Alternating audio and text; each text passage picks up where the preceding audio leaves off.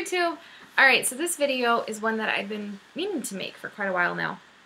And I don't want to talk too long about it, but a lot of people are like, oh, you want to have a home birth? I didn't even know it. So, yes, I do. I really, really do. I don't look at birth the way I think a lot of people look at birth, and I think that has that's a big reason why. But there was a lot to prepare for and to decide prior to making the decision that yes, indeed, that is what I would like.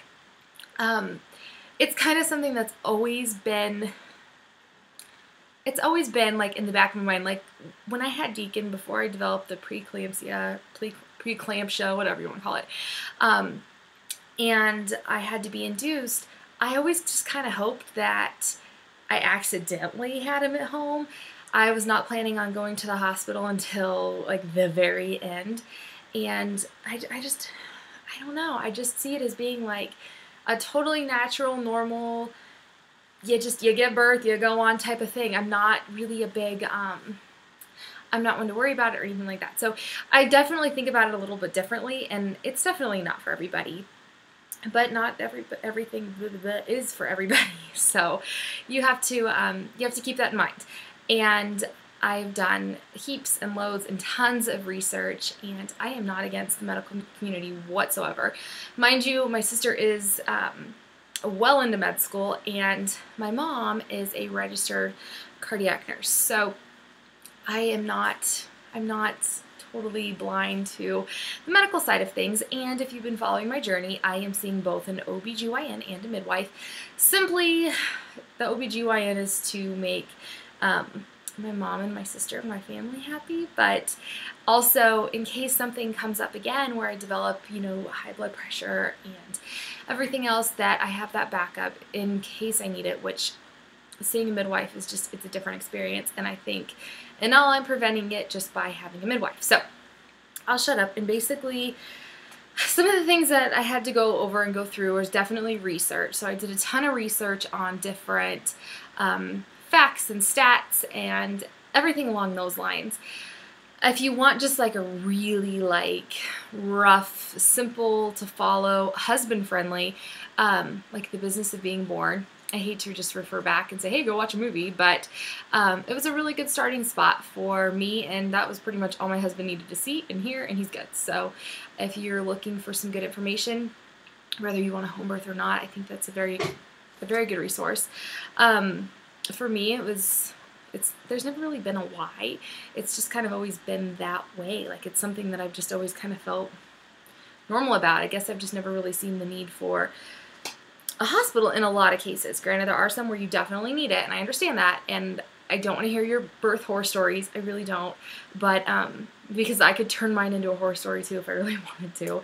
But there's definitely, that. And with that said, there's the what ifs, and you learn about all the what ifs and the prevention to just avoid the what ifs in general if you do some of the research. So something else I signed up for shortly after I had my son were Google alerts. You can go onto Google. I don't remember exactly how. I'm sure if you just Google alerts, it'll tell you how to do it.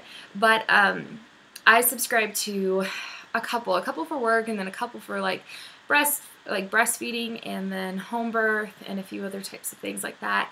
And every day that something new is posted on the web in regards to home birth, including some YouTube videos, it's kind of funny, I get Google alerts on those. So I've been following the home birth community now for almost 2 years, so I keep pretty in the loop with that. It keeps me in the loop, at least. Interviewing local midwives was a big one for me, making sure that it was even something that would work for me if I even liked the midwives.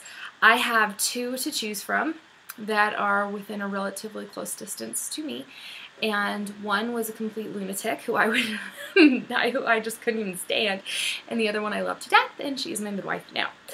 I have talking to people who've used them and talking to just their references in general. I think it's a really good idea. Books and DVDs. There's lots of books and lots of DVDs on the topic. Obviously your spouse has to be on board, and for my husband it was really honestly just watching that movie. I don't want to make this a long one. Family and family support. And when we were trying to conceive, I actually talked about this in one of my videos and talked about how unsupportive my mom and my sister were at the time. In fact, my sister called me once and she's like, if you ever make mom cry again, I'm never going to talk to you. It was just family drama, which is so stupid. And they have come around completely. In fact, I'm going to ask my sister to video the birth, and my mom's going to be here, and it's amazing. It's amazing what a little bit of education, research, and just talking to them about my own personal wishes for certain things has changed them. So if you were totally against it, reserve battery, understand that I have converted to very, very, very Western-minded medicine people over. Let's see. For me, another big thing, because I'm not blind to it all. Let me grab my charger. Okay, I got my charger. Something that I'm definitely not blind to is the what ifs, and if something were to go wrong, I wanted to be sure that we were in close proximity to a hospital, which we are. So that is good. And then, the cost and insurance. For me, I am paying my insurance deductible to both my OBGYN and my midwife, and it is outrageous, and I'm paying the 20% on top of my deductible, and it's just, it's so much money, but I will get money back, which is nice. But it's something that you need to think about as far as that goes. I mean, if you can reasonably afford it, but I think that's part of having a child. Just me, and don't hate me if it wasn't something that was important to you, but I think being able to pay for, all your health care is really important. And I know there's a lot of you lucky people out there who don't have to pay for all of that, but we do. Let's see here, and just, I guess, what's important to you in general. So for me, I mean, there's a lot of things. There's a lot of reasons why I've made this decision, and it's a whole nother video in itself as to why I was like, okay, I'm not just going to try to have a home birth on accident, but to why I am going to aim for one. So, and yeah, there's a lot of reasons for me personally. And I guess the reason I don't talk about it in every single video is because I am still definitely scared of developing preeclampsia, depending on who you ask how you say it.